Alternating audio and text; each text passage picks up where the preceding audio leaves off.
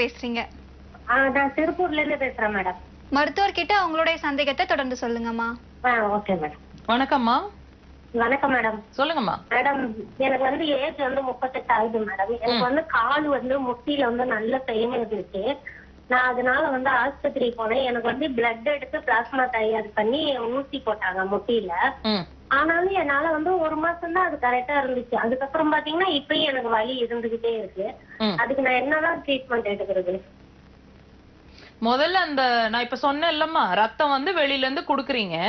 வெளியில இருந்து குடுக்கும் போது அது உடனே ஒரு ஹீமோகுளோபின் செக் பண்ணீங்கன்னா நார்மல்னு வரும். ஆனா வெளியில இருந்து இன்னொருத்தரோட ரத்தம் தானே அது. அதே மாதிரி இந்த பிரச்சனை ஏன் வந்திருக்கு, வலி ஏன் வந்திருக்கு கண்டுபிடிச்சிட்டீங்களா? பாத்தேன் மேடம். மூக்கு வந்து நல்ல தேய்மானம் ஆயிருக்கு. ஜவ்வு வந்து ஃபுல்லா கண்டுபிடிச்சிட்டீங்க.